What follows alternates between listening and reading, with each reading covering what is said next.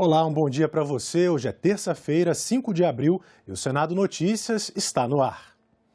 O Senado está fazendo mais uma semana de esforço concentrado. Estão previstas 19 sabatinas nas comissões e votações dos indicados também no plenário. Audiências públicas, sessão de debates temáticos, homenagens e votações de projetos nas comissões e no plenário. Na terça-feira, a Comissão de Assuntos Econômicos faz 2 sabatinas para cargos de direção do Banco Central e uma para o Conselho Administrativo de Defesa Econômica, o CAD, autarquia vinculada ao Ministério da Justiça. A Comissão de Infraestrutura vai sabatinar Carlos Manuel Baigorre, indicado para a vaga de diretor-presidente da Anatel. O cargo está vago desde novembro do ano passado. Também na terça-feira, a Comissão de Constituição e Justiça analisa as indicações de 3 indicados para o Conselho Nacional de Justiça, o CNJ, e uma indicação para o cargo de ministro do Tribunal Superior do Trabalho. As sabatinas também vão acontecer na Comissão de Relações Exteriores. Na quinta-feira, serão analisadas 11 indicações para embaixadas brasileiras no exterior. 6 indicações já aprovadas pelas comissões temáticas aguardam votação pelo plenário.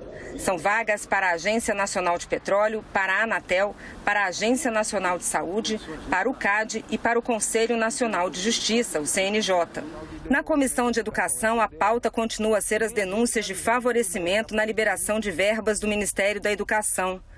Os senadores começam a ouvir na terça-feira prefeitos dos estados do Maranhão, Goiás, Minas Gerais e São Paulo, que denunciaram os pedidos de propina de pastores para que os recursos do MEC fossem liberados.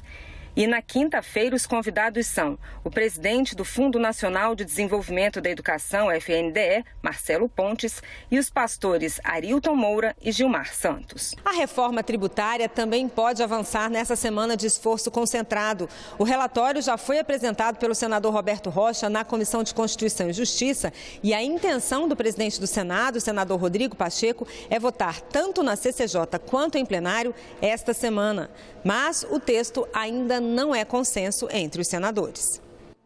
Semana com muitas atividades aqui no Senado, então. Vamos com mais informações sobre esse tema com a nossa repórter Carla Benevides, que já está ao vivo para trazer mais informações. Carla, bom dia, com você. Oi, Tiago. Bom dia a todos que nos assistem aqui pela TV Senado. Pois é, começa aí essa semana de esforço concentrado e nessa terça-feira 3 comissões sabatinam 8 autoridades. Daqui a pouco, às 9 horas da manhã, começa na Comissão de Assuntos Econômicos a primeira sabatina do dia. Serão analisadas as indicações para 2 cargos de direção do Banco Central e uma para o CAD, o Conselho de Administração e Defesa Econômica. E depois, logo depois, vem a vez da CCJ. Lá eles vão sabatinar 3 indicados para o Conselho Nacional de Justiça, o CNJ, e também vão fazer a sabatina do juiz Sérgio Pinto Martins. Ele é juiz do TRT da 2ª Região e ele foi indicado para ocupar o cargo de ministro do TST, do Tribunal Superior do Trabalho. À tarde é a vez da Comissão de Infraestrutura, que vai fazer a sabatina de Carlos Manuel Baigorre para o cargo de diretor-presidente da Anatel. Esse cargo está vago desde novembro do ano passado. E essa indicação, Tiago, chegou a ser questionada pelo TCU, porque Baigorre já é integrante da direção aí desse membro, desse Conselho Diretor da Anatel. E a sua indicação, a aprovação da indicação para esse novo cargo pode ser considerada uma recondução, o que é vedado pela nova lei das agências. Mas há várias interpretações para casos como o dele e a sabatina está marcada para hoje às 2 horas da tarde. Vamos ouvir agora uma entrevista do secretário-geral da mesa, que vai explicar para a gente um pouco sobre o esforço concentrado, o que é esse esforço concentrado e a necessidade de os senadores estarem aqui presencialmente. Existem casos em que a Constituição exige que sejam feitas votações secretas pelo Senado Federal. Alguns desses casos são as apreciações de nomes de pessoas, de indivíduos indicados para determinados cargos, casos dos tribunais superiores, de diretores de agências reguladoras. Nesses casos, a Presidência da República indica um nome que é submetido à apreciação do Senado Federal. Esses nomes passam por uma sabatina nas comissões, que são ali oportunidades em que os senadores podem fazer perguntas a esses indicados, podem indagar a respeito de seus currículos, de sua experiência, de seus projetos para esses cargos. E Posteriormente, esses nomes são submetidos à apreciação do plenário mediante votação secreta, justamente para se garantir a independência do parlamentar nesse momento tão delicado. Nesses casos, o sistema, como eu disse, não permite que a votação, nesses casos, seja feita em formato remoto ou por intermédio do aplicativo. Então, os parlamentares devem vir fisicamente às dependências do Senado Federal para registrar os seus votos.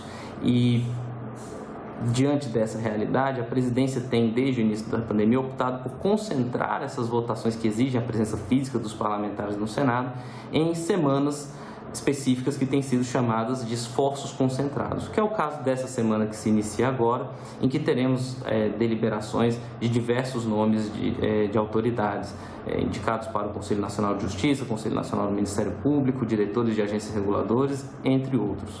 Então, nessa semana, esperamos que haja aí diversas reuniões de comissões em que esses indicados serão sabatinados e posteriormente submetidos à apreciação do plenário. Carla, como vimos, hoje está prevista também reunião da Comissão de Educação, que vai fazer uma audiência com prefeitos para tratar de supostas irregularidades na distribuição de verbas do Ministério da Educação. Essa reunião está marcada para daqui a pouquinho, às 9 horas da manhã, e a Carla, então, traz mais informações sobre esse tema. Carla. Pois é, Tiago, inicialmente a Comissão de Educação iria ouvir 9 prefeitos, mas apenas 5 confirmaram presença. Vamos ver essa lista dos que confirmaram e dos que não confirmaram. Participarão da audiência Gilberto Braga, ele é prefeito de Luiz Domingues, no Maranhão. Kelton Pinheiro, ele é prefeito de Bonfinópolis, em Goiás. José Manuel de Souza, prefeito de Boa Esperança do Sul, em São Paulo. Calvete Filho, prefeito de Rosário, no Maranhão. E Helder Aragão, prefeito de Anajatuba, no Maranhão. Esses virão. Os que não virão: Júnior Garimpeiro, prefeito de Centro Novo, no Maranhão. Marlene Miranda, prefeita de Bom Lugar, também no Maranhão. Nilson Kaffer, prefeito de Guarani do Oeste, no Maranhão. E Reinaldo Vieira Filho, prefeito de Três Corações, em Minas Gerais. Os prefeitos que irão participar da reunião, eles vão participar de forma remota. E desses 5 que vão participar, 3 deles, que são Gilberto Braga, Kelton Pinheiro e José Manuel de Souza, eles relataram em entrevistas que eles concederam à imprensa que receberam, sim, pedido de pagamento de propina para conseguirem a liberação de verbas do Ministério da Educação. Pedido que teria sido feito pelos pastores Gilmar e Arilton. Segundo eles, esses pedidos variavam entre 15 e 40 mil reais. E no caso do prefeito Gilberto Braga, também foi pedido ouro em troca do repasse de dinheiro. Já os prefeitos Calvete Filho e Helder Aragão, também em entrevistas que eles concederam à imprensa, eles negam que tenham recebido o pedido de propina. Eles confirmam que estiveram em Brasília, que conhecem os prefeitos, que receberam verbas do Ministério da Educação para novas obras, mas negam que tenham recebido o pedido de propina. Sobre essas denúncias, o TCU determinou ontem, Tiago, uma inspeção no MEC exatamente para apurar essas denúncias de corrupção. E sobre as outras denúncias também que envolvem o Ministério da Educação e o FNDE de superfaturamento para a compra de ônibus escolares, os senadores Randolfo Rodrigues e Alessandro Vieira já entraram com representação junto ao TCU e ao Ministério Público pedindo investigação dessas denúncias. O requerimento do senador Alessandro Vieira pede, inclusive, que essa licitação seja suspensa, a licitação que está prevista para hoje. O presidente da Comissão de Educação, o senador Marcelo Castro, falou ontem um pouco sobre esse assunto. Vamos ouvir. Estamos todos estarrecidos com esses fatos que estão ocorrendo no MEC e no FNDE. Primeiro, é que o FNDE vem fazendo empenhos de maneira completamente anormal. Uma escola, por exemplo, de 8 milhões de reais, o FNDE empenha apenas 30 mil reais. Um valor irrisório que corresponde apenas a 0,36% do total do convênio.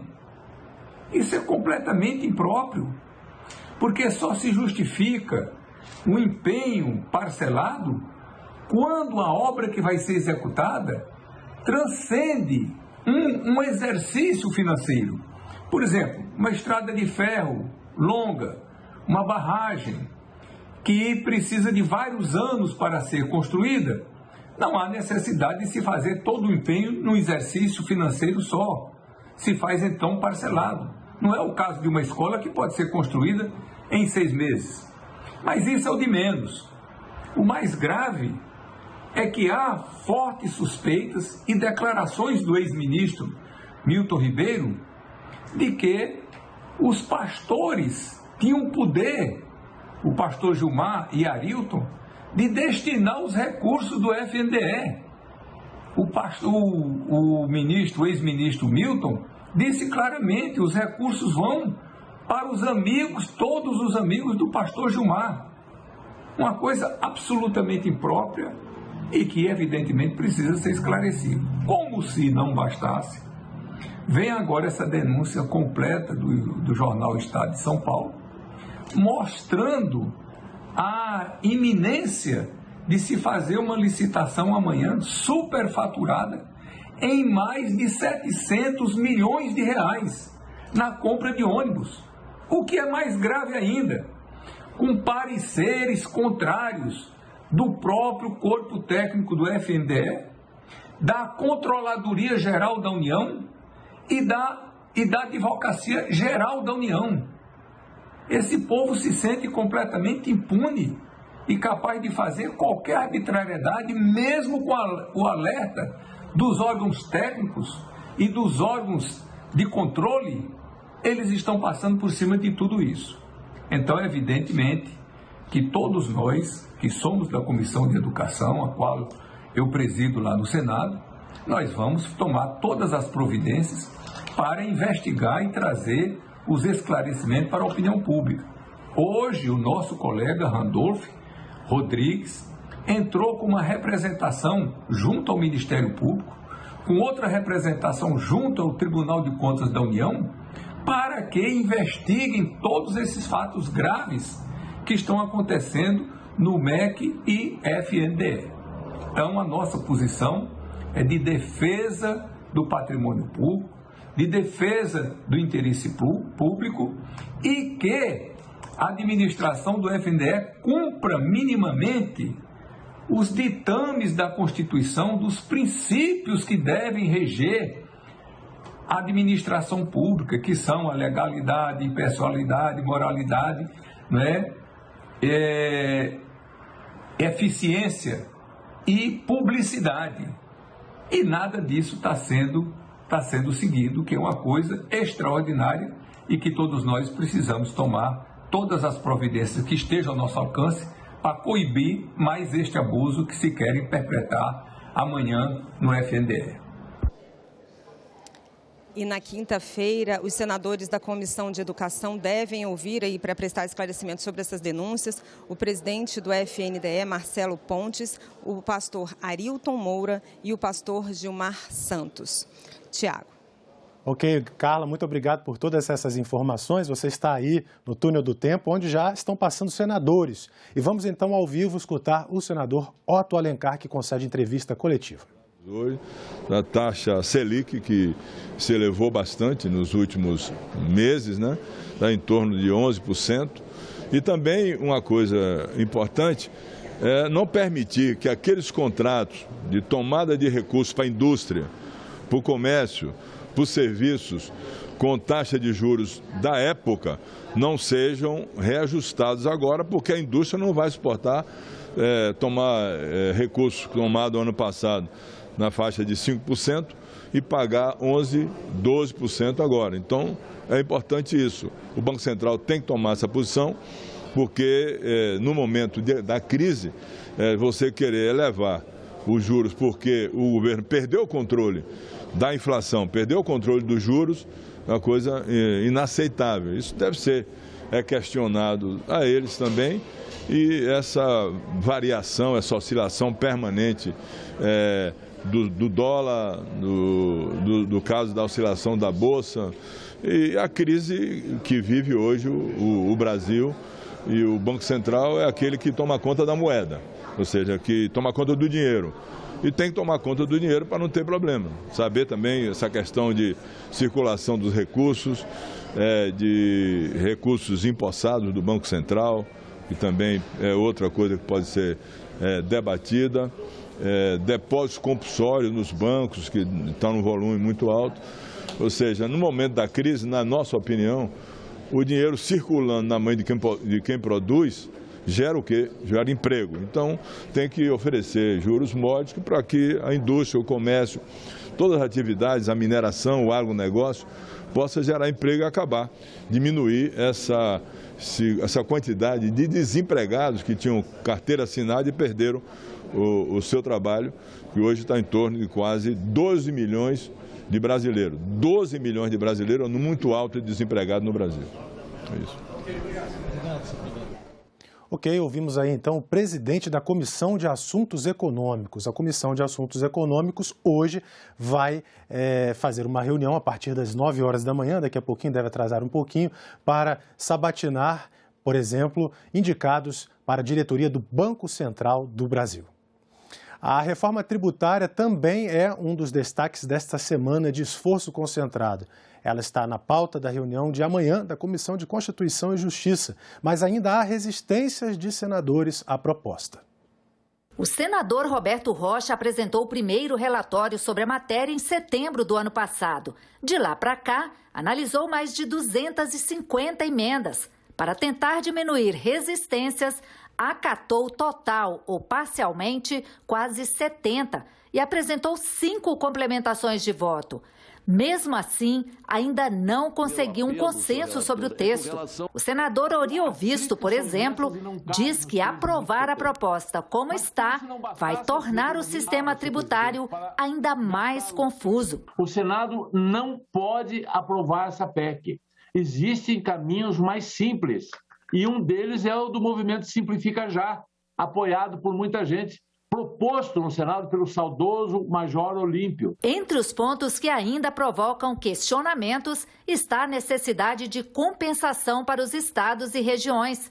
Alguns senadores alertam que o Fundo de Desenvolvimento Regional, que deverá ser criado por lei complementar, não vai garantir essa compensação aos estados produtores que perderem muito com a reforma. Não podemos esquecer que os incentivos fiscais, os benefícios fiscais para os estados distantes dos centros consumidores, como Norte, Nordeste e Centro-Oeste, eles não vêm por uma razão a não ser para que possamos garantir geração de emprego e renda. E esse Fundo de Desenvolvimento Regional não vai garantir a médio prazo, daqui 20 anos, que os estados distantes dos centros consumidores consigam minimamente atrair indústrias para gerar emprego para a população. Vários senadores também defendem que o texto inclua um tratamento tributário ajustado às particularidades das operações feitas pelas cooperativas. A não incidência do imposto de renda às pessoas jurídicas, a suspensão da incidência no ISS, a exclusão da base de cálculo do PIS e do COFINS. É uma maneira de estimular esse modelo econômico tão elogiado, que vem desde a encíclica papal, repito. Elogiarmos e defendermos e estimularmos cada vez mais cooperativas. Aliás, o Brasil tem, senhor relator, o Brasil tem 21.800 cooperativas. Isso significa milhões de empregos pelo Brasil. Muitos prefeitos também questionam o fim do ISS, que, segundo eles, é o que garante a autonomia tributária dos municípios. O presidente do Senado, Rodrigo Pacheco, e o presidente da CCJ, senador Davi Alcolumbre, buscam acordo para votar a PEC esta semana. A proposta é o primeiro item da pauta da Comissão de Constituição e Justiça. Se for aprovado na CCJ, o texto ainda precisará do apoio de pelo menos 49 senadores para ser aprovado em plenário. É o tema mais esperado, o tema mais complexo e até mais sensível para a República. Portanto, eu aguardo que a reforma possa ser apreciada muito em breve e espero também que ela seja apreciada muito em breve no Senado Federal. E por causa das atividades nas comissões nesta semana de esforço concentrado, as sessões do plenário do Senado vão começar amanhã. Mas hoje tem sessão do Congresso. Vamos conferir então a agenda.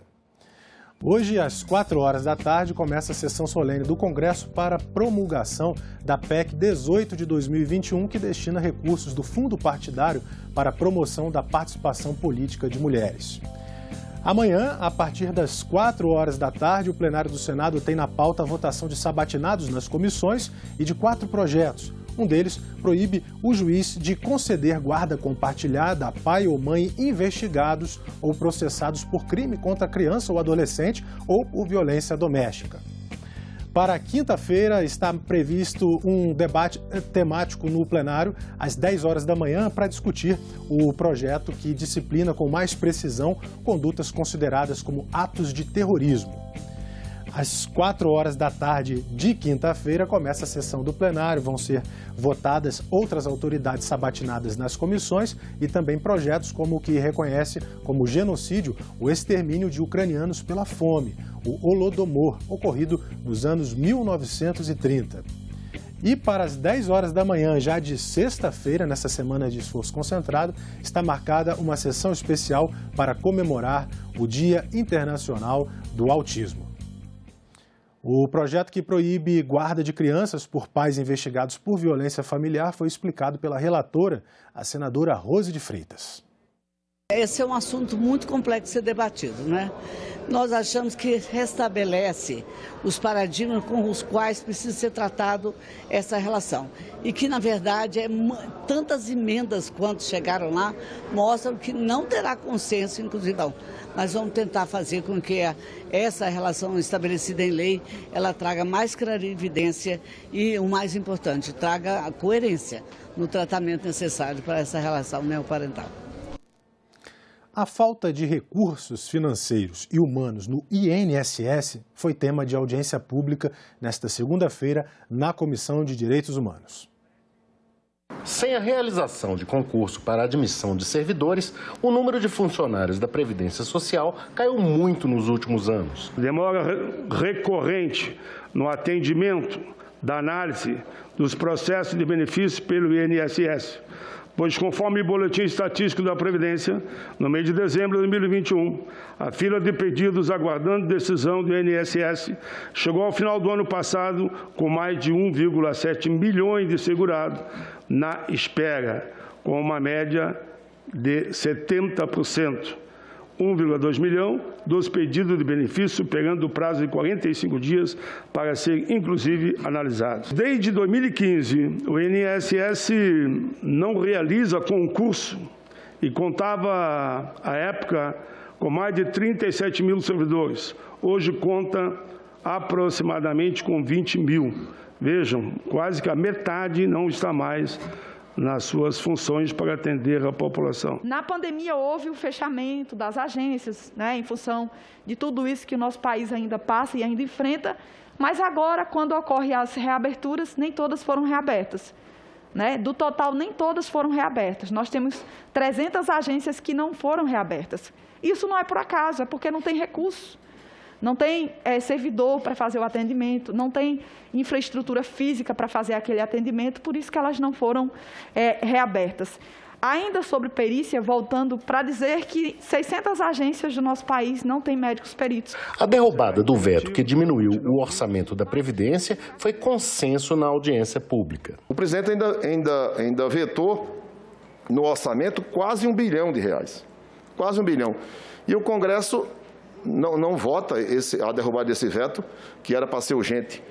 Mas gostaria de lembrar aqui a quem nos acompanha e à sociedade que, mesmo que o Congresso faça isso, e nós estamos nessa audiência, pedindo reiteradamente, esperamos que daqui nós podemos encaminhar esse pedido ao presidente do Congresso Nacional, para que vote o mais rápido possível os vetos e derrube esse veto do INSS, como tantos outros, de interesse da sociedade brasileira. Nossa maior preocupação é com relação a esse corte dos 980 milhões.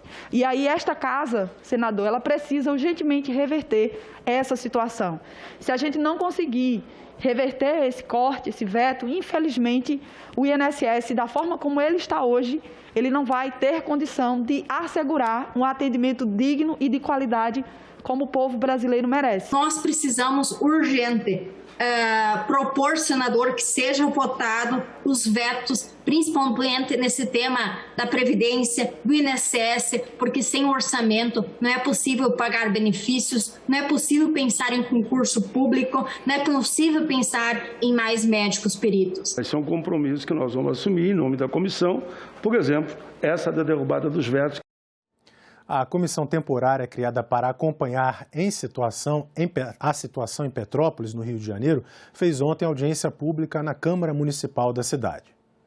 Do empresariado, há queixas do impacto da tragédia. Prejuízos da ordem de 700 milhões de reais, 5% do PIB local. Nosso comércio sofreu muito e ainda está sofrendo muito com essa tragédia. Porque o comércio tem que pagar a folha de pagamento, o comércio tem que pagar seus funcionários, o comércio tem conta para pagar com seus fornecedores.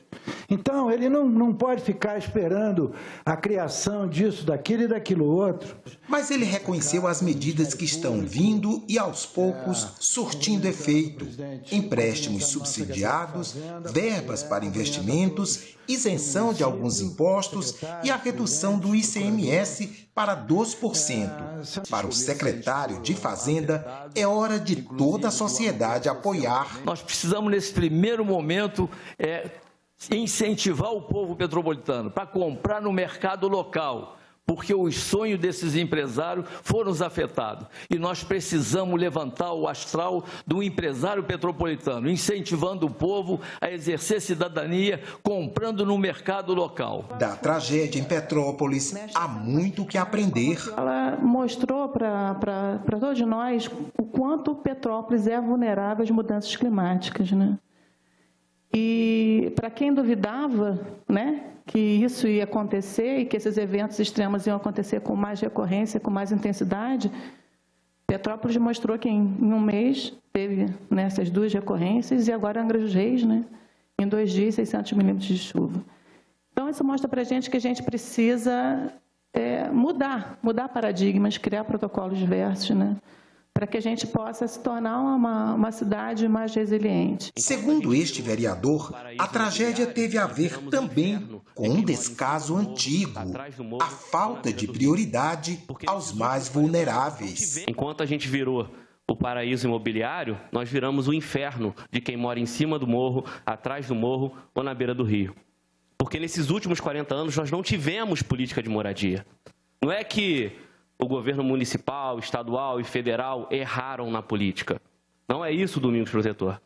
Nós não tivemos política de habitação de interesse social em Petrópolis. Desse paraíso imobiliário, que faz com que Petrópolis tenha uma lógica de ter terra para rico morar, mas de não ter terra para o pobre morar.